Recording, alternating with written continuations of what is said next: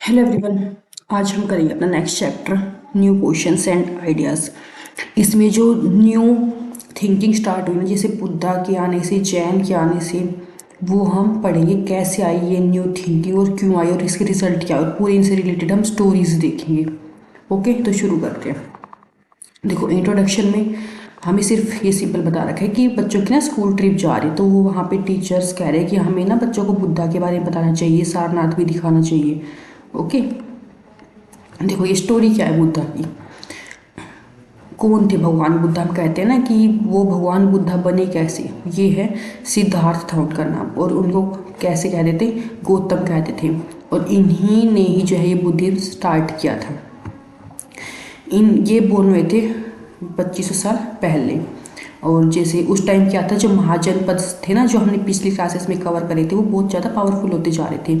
नए सिटीज़ बन रहे थे उस टाइम पे। और फिर उस टाइम पे क्या था, जो थिंकर्स थे ना अलग अलग, वही सारी चेंजेस जो होती ना सोसाइटी में, उसको समझने की कोशिश कर रहे थे कि हो क्या रहा है, और नया मीनिंग सोच रही थी लाइफ का। होता क्या है, हम जी क्यों रहे, हमारे मरने के बाद क्या होता है, हम ये करते हैं तो उसका क्या फल होता है, लाइफ में इतने दुख क्यों है, ये ऐसा क्यों होता है, वैसा क्यों होता है। तो ऐसे क्वेश्चन सोचते थे वो, ठीक है, उस टाइम पे। फिर क्या कह रहे हैं, जो बुद्धा थे ना, वो बिलोंग करते थे एक छोटे से गण से, जो हमने पिछली क्लास पढ़े थे। गना क्या होते हैं, और क्या नाम था उनके गण का? शाक्य गण। और वो एक क्षत्रिय थे। उन्होंने ना एकदम जो सुख आराम होते हैं ना घर के, वो सब कुछ छोड़ दिया था, अपना घर छोड़ दिया था नॉलेज की ही तलाश में। और फिर कई सालों तक खूब सारी मीटिंग्स और डिस्कशन करने के बाद ना फाइनली उन्होंने अपना ये रास्ता ढूंढा था। कैसे? मेडिटेशन किया था, एक पीपल के पेड़ के नीचे बोध गया बिहार में काफ़ी दिन तक। और फिर उनको जो है एनलाइटमेंट हुआ था। और फिर उनको क्या जाना गया? बुद्धा के नाम से, मतलब कि वाइज वन। और फिर वो कहाँ गए उसके बाद? Went to Sarnath, Varanasi. और जो फिर उनकी बाकी पूरी लाइफ थी ना, उसमें वो ट्रैवल करते रहे और लोगों को सिखाते रहे। और लोगों को उन्होंने क्या सिखाया, कि जो हमारी पूरी लाइफ है वो सफरिंग से, दुखों से भरी हुई है। और हमारे अंदर क्या है? इच्छा है कुछ करने की। और वो हमारे अंदर जब तक फुलफिल नहीं होती ना, कि हमारी ये इच्छा पूरी नहीं हुई, तो इसलिए हमारे अंदर दुख होता है हमारे अंदर। और अगर मान लो कोई इच्छा पूरी हो भी गई ना, तो भी क्या होगा कि हमें और कुछ, हमारी नई इच्छा होगी, अब हमें ये मिल जाए, अब हमें ये मिल जाए। तो इससे क्या होता है, इंसान दुखी रहता है, ठीक है।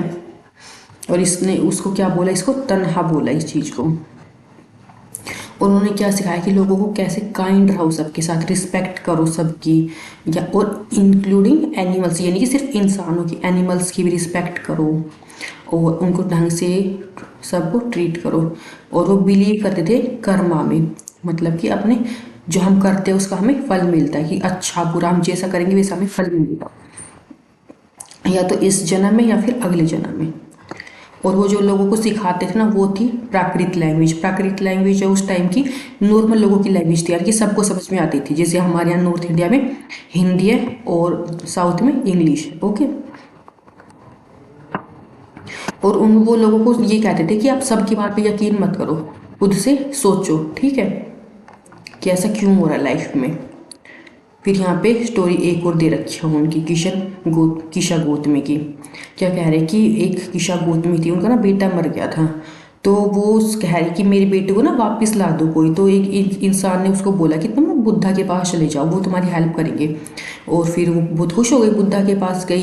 तो उन्होंने कहा कि ना सिर्फ एक मुट्ठी ना सरसों के दाने लिया और मैं तुम्हारे बेटे को जिंदा कर दूंगा। वो बहुत ज़्यादा खुश हुई, कह रही अच्छा अच्छा, बस इतना सा काम अभी लेके आता हूँ, अभी लेके आती हूँ। फिर बुद्धा ने क्या कहा, अरे रुको, लेकिन ना वो ऐसे घर से लेके आना जहाँ पे किसी की भी डेथ नहीं हुई हो। ओके, तो उन्होंने मतलब सब जगह गई, लेकिन कहीं पे किसी की भाई, मदर, सिस्टर, ब्रदर, हस्बैंड, किसी ना किसी की डेथ हो रखी थी। तो उस लास्ट में वो क्या सिखाना चाह रहे थे उसको, कि क्या है, ऐसा कोई नहीं है, ये तो मतलब होना ही है, हम इसको सही नहीं कर सकते, सब ही दुखी है, ठीक है। फिर है यहाँ पे दे रखा है 6 स्कूल्स ऑफ इंडियन फिलोसफी। ऐसे जैसे अपने बुद्धा है ना, ऐसे अपने अलग अलग जो हमें कुछ ही बताते हैं कि ऐसा करो ऐसा नहीं करो, ऐसे हमारे 6 स्कूल्स थे अपने इंडियन फिलोसफी में। जैसे कि ये है, सारे दे रखे हैं, न्याय, समाख्या, योग्य, पूर्व मीमांसा, वेदांता, उत्तर मीमांसा। और ये किस किसने फाउंड करे थे, लाइन से इनके नाम दे रखे, कोनाडा, ये गोतमाने, कपिला, पतंजलि, जामिनी, व्यास। ओके। फिर अपने आते उपनिषद। ये उपनिषद होते क्या है, इसमें क्या था, थिंकर्स जो थे ना ऐसे ही वो फाइंड आउट करने की कोशिश करते थे, क्वेश्चंस ऐसे ही जो अभी हमने ऊपर देखे थे कि डेथ के बाद क्या होता है, और हम ये जो सेक्रीफाइस करते हैं ये क्यों करते हैं, इससे क्या होता है, ठीक है।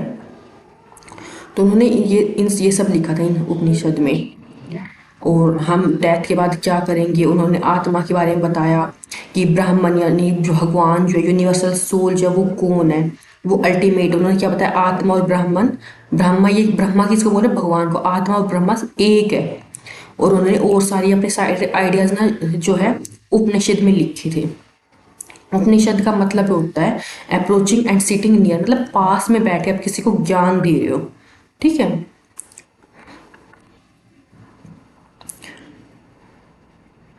देखो यहाँ पे एक और स्टोरी बता रखी है कि ये सब ना पहले की स्टोरीज लिखी हुई है जो हम आजकल पढ़ते हैं। ये देखो, to sex who worship the universe. देखो दो क्या थे, साधु संत थे, वो ना मतलब भगवान को पूजते थे। तो ऐसे एक दिन वो बैठ के ना खाना खा रहे, तो वहाँ पे उसके पास भिखारी आता है, वो कहता है कि मेरे को खाना दो कुछ खाने के लिए। तो वो कहते हैं कि नहीं हम तो नहीं देंगे। तो वो कहते हैं कि क्या तुम भगवान की पूजते हो, वो कहते हैं हाँ हाँ भगवान को पूजते हैं, यूनिवर्सल सोल को। तो वो कहते हैं अच्छा, जो भगवान है वो पूरी दुनिया को खाना देता है, मतलब कि वो कहता है हाँ हाँ हाँ। तो कहते हैं यानी कि वो मेरा भी पेट भरेगा। तो वो कहते हैं कि तो मेरा भी पेट भरेंगे, मैं भी इस दुनिया का हिस्सा हूँ। तो कहते हैं हाँ हाँ बिल्कुल तुम्हारा भी पेट भरेंगे, तुम इस दुनिया के हिस्से हो। तो फिर कहते हैं तो यानी कि तुम मुझे खाना देने से मना कर रहे हो, यानी कि तुम भगवान को कर रहे हो। फिर वो रियलाइज़ करते हैं अपनी गलती को, फिर वो उसको खाना दे देते हैं।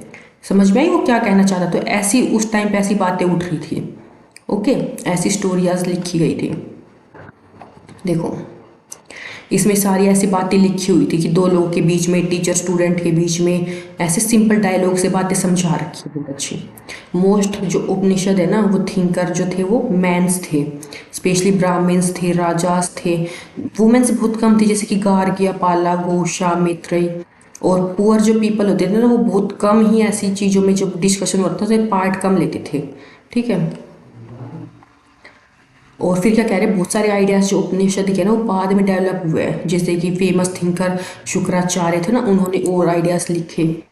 फिर देखो यहाँ पे क्या है, पाणिनि ग्रामेरियन, मतलब ये एक पाणिनियन थे, पाणिनि। उन्होंने ग्रामर लिखी थी संस्कृत की बहुत अच्छी। उसने अरेंज किए थे वोवेल्स कॉन्सोनेंट एक स्पेशल ऑर्डर में, फॉर्मूले क्रिएट करे और रूल्स लिखे थे। ओके, अब हम देखेंगे जैनिज्म के ऊपर। ये जो है 24th तीर्थंकर है अपने, और ये क्या है अपना स्प्रेड इस मैसेज, वो भी ऐसे सेम महावीरा जो है अपना मैसेज ऐसे स्प्रेड करते जैसे हमने बुद्धा का देखा था।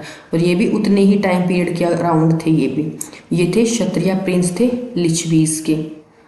और ये लिच्छवीस कौन थे, एक ग्रुप था वज्जी संघ का। उन्होंने भी क्या किया था, जो 30 साल की उम्र में अपना घर छोड़ देते और फॉरेस्ट में चले गए थे। और फिर 12 साल मतलब 12 ईयर्स तक पूरा अकेला घूमे फॉरेस्ट वगैरह में। और फिर उन्होंने लास्ट में फाइनली एनलाइटमेंट प्राप्त कर ली थी। और उन्होंने भी सिंपल बातें सिखाई। क्या कहा था कि उन्होंने क्या किया कि अगर तुमने सच को जाना है तो अपने घर को छोड़ो। और लेकिन उन्होंने बहुत स्ट्रिक्ट रूल्स बता दिए, जैसे कि अहिंसा के, कि किसी को मारना नहीं है, किसी को हर्ट नहीं करना है। और जो नॉर्मल लोग थे ना वो समझ पाते थे इसको। और ये क्या थे, प्राकृत लैंग्वेज यूज़ करते थे ये भी। और प्राकृत की भी कई लैंग्वेज वो फॉर्म्स होती थी, जैसे कि प्राकृत स्पोकन इन मगध में क्या कहते थे उसको, मगधी बोलते थे। क्या कह रहे हैं, जो इसके फॉलोअर्स थे ना महावीरा के, वो बहुत सिंपल लाइफ जीते थे, बस खाना मांगते थे और ऑनेस्ट रहते थे, चुराते नहीं थे और अपना सब कुछ त्याग देते थे, यानी कि यहाँ तक कि क्लोथ्स भी। ओके, और इनके रूल्स ना बहुत मुश्किल थे मैन और वुमेन के लिए, क्योंकि इतने स्ट्रिक्ट रूल्स थे, कोई सब नहीं फॉलो कर पाते इनको। फिर देखो जैना का मतलब दे रखा है। जैना का मतलब होता है जिन्ना से आया ये वर्ड, मतलब जिसने सब कुछ जीत लिया, जिन जीत लिया। ओके, ये जो इनका मेन था ना, ये ट्रेडर्स ज़्यादा सपोर्ट करते थे, क्योंकि फार्मर्स जो होते थे ना वो तो खेती करेंगे तो उनके हाथों से इंसेक्ट मर जाएंगे, तो इनके लिए बहुत मुश्किल था इसको रूल्स को फॉलो करना। ओके, फिर क्या कह रहे हैं, जो टीचिंग थी ना महावीरा की, वो काफ़ी पहले तो ओरली चलती रही काफ़ी सेंचुरीज तक, फिर बाद में लिख दी गई उनकी बातें। कहाँ पे? ये वल्लभी, गुजरात में। फिर है संघ क्या होते हैं।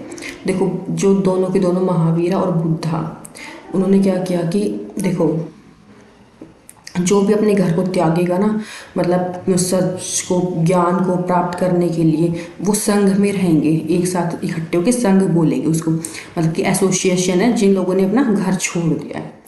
और फिर वहाँ पे रूल्स बनाए जाएंगे कि यहाँ पे ये रूल्स फॉलो करने हैं। और ये सारे रूल्स किस में लिखे हुए हैं? विनय पिटका में। और इसकी अलग अलग सेपरेट ब्रांच होगी। मेंस की अलग संघ है, वुमेन्स की अलग संघ है। और फिर क्या था, अगर बच्चों को इस संघ ज्वाइन करना है तो अपने पेरेंट्स की परमिशन लेंगे। स्लेव्स को ज्वाइन करना है तो अपने मास्टर की परमिशन लेंगे। वुमेन्स अपने हस्बैंड की परमिशन लेंगे। ठीक है। और फिर क्या करते थे, वो ज़्यादातर टाइम मेडिटेशन करते थे और खाना मांगने जाते थे गांव शहर में, और एकदम फिक्स आवर्स होते थे। और फिर इनको क्या था, भिक्षु बोलते थे। और फिर क्या बोलते हैं, मान लो किसी में कोई वो भी हो गया ना झगड़ा वगड़ा, तो भी वो बैठ के उस संघ में उसको सुलझाते थे। संघ में कौन कौन? ब्राह्मण, क्षत्रिय, मर्चेंट, लेबर्स, बार्बर सब होते थे। ठीक। फिर क्या कह रहे, विहारस। विहारस क्या होते हैं? देखो फोटो देख रहे हो यहाँ पे, विहारा, ये प्रेजेंटेटिव महाराष्ट्र की फोटो है विहार की। ओके। विहारा क्या है? देखो ये ना रेनी सीजन में मेनली विहार्स में रहते थे, मतलब ये रहने की जगह वहाँ पे, क्योंकि उस बरसात के मौसम में क्या है, एक जगह से दूसरी जगह जाना मुश्किल होता था। तो उस टाइम पे कहते हैं जो इनके सपोर्टर्स थे ना, टेम्परेरी शेल्टर्स बना देते थे गार्डन्स वगैरह में नॉर्मल डेज में तो। और या फिर ये नेचुरल केव्स में रह लेते थे हिली एरियाज में। लेकिन फिर ना धीरे धीरे इनको परमानेंट शेल्टर्स की जरूरत पड़ी, जैसे कि मोन्टेसरीज बना दी गई। इनको हम विहारास बोलते हैं। और देखो जो अर्लीस्ट विहारास है ना, वो पहले पहले क्या थी, लकड़ी की बनती थी, फिर ब्रिक की, फिर केव्स में भी थी कई तो। ओके। और फिर हिल्स में भी बनाई गई, स्पेशली वेस्टर्न इंडिया में। और जिन लैंड पे विहारा बनाए जाते थे ना, वो डोनेट किए जाते थे जो अमीर लोग होते थे ना उनके द्वारा। और जो छोटे लोकल लोग थे वो भी ना बहुत सारी गिफ्ट देके जाते थे, फूड, क्लोथ, मेडिसिन। और बदले में क्या, ये उनको ज्ञान देते थे। ओके। फिर क्या है, एक नए टाइप का बुद्धिज्म आया, उसको हम बोलते हैं महायाना बुद्धिज्म। मतलब पुराने वाले का नाम रख दिया हीनयान, नए वाले को महायान, दो अलग अलग बना दिए। एक महा मतलब ये अपने आप को महान बोलेंगे, हम तो महान है, दूसरे वाले को हीन यानी कि तो नीचे है। मतलब हीनयाना में क्या थे कि तुमने बस ज्ञान प्राप्त कर लिया तो फिर तुम अकेले रहोगे। महायान में क्या है, तुमने ज्ञान प्राप्त कर लिया, तुम्हें अकेले रहने की जरूरत नहीं है, अब तुम दूसरों को ज्ञान दो। ओके। और फिर इसमें ना देखो हीनयान में क्या था, बुद्धा की जो वो फोटोज वगैरह थे ना, ऐसे फोटो नहीं बनाते थे, साइन यूज करते थे कुछ भी। जैसे कि एनलाइटमेंट को दिखाएंगे, पीपल का ट्री बना रखा है, इसका मतलब है एनलाइटमेंट बता रखा है ये। लेकिन बाद में क्या हुआ महायाना में कि मतलब उनकी फोटोज बननी स्टार्ट हो गई, जैसे कि मथुरा में, तक्षशिला में मिलेगी हमने। और दूसरा चेंज आया इनके बिलीफ में, माने बोधिसत्वा में। ओके। यहाँ पे देखो स्टेज ऑफ लाइफ बता रखे आश्रम से, यहाँ पे कि चार उसमें बांट रखा है चार आश्रम से। पहला तो हो जाएगा अपना स्टार्टिंग की ईयर्स, अर्ली ईयर्स, उसको बोलेंगे ब्रह्मचार्य। ठीक है। उस टाइम पे हमने क्या करना है, सिर्फ पढ़ना है बैठ के। सेकंड में हमने शादी करनी है, बच्चे बच्चे होने, उसका हम गृहस्थ बोलेंगे, गृहस्थ जीवन है। फिर उसके बाद फॉरेस्ट में रहेंगे, मेडिटेशन करेंगे। ठीक है, वनप्रस्थ बोलेंगे। फिर उसमें लास्ट में सब कुछ छोड़ देंगे, सन्यासीज बन जाएंगे। ओके। देखो फिर यहीं पे वो उसी को आगे कंटिन्यू कर रखा है, क्या कह रहे हैं, एक बार अगर उनको एनलाइटमेंट हो गया तो वो सब कुछ अपना छोड़ देंगे, अकेले रहेंगे, जो मैंने अभी बताया हीनयान में। लेकिन जो महायान है उसमें क्या कहेंगे, वो सब वहीं पे रह के दुनिया के बीच में और लोगों को सिखाएंगे। और ये कहाँ से फैला, central Asia, China, Korea, Japan तक फैल गया था ये पूरा, वेस्टर्न साउथर्न इंडिया में पूरा, श्रीलंका, म्यांमार, थाईलैंड। और देखो यहाँ पे क्या कह रहे हैं, ओल्डर फॉर्म के बुद्धिस्ट, और क्या कहते हैं हम, थेरावादा भी कहते हैं।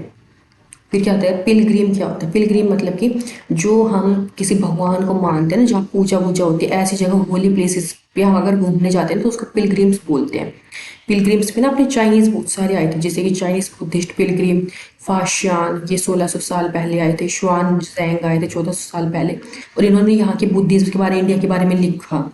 ठीक है, कैसे वो रास्ते से आए तो उनको कैसे कैसे मुश्किलों का सामना करना पड़ा। फिर यहाँ पे दे रखा है नालंदा के बारे। नालंदा क्या एक यूनिक सेंटर था लर्निंग का। इसमें शुआन चैंग जो आए थे, उन्होंने नालंदा के में स्टडी करी और यहाँ के बारे में लिखा था। ठीक है, उन्होंने क्या बताया कि यहाँ पे ना हमेशा डिस्कशन होते रहते थे एकदम ना, ये यूनिवर्सिटी कॉलेज टाइप का था यहाँ पे। और गेट कीपर एंट्री के टाइम पे ना बहुत टफ टफ क्वेश्चन पूछते थे, आंसर दे दे 7 8 10 में से तो अंदर जाने देते थे। ओके, अब ये यहाँ के कुछ क्वेश्चन है।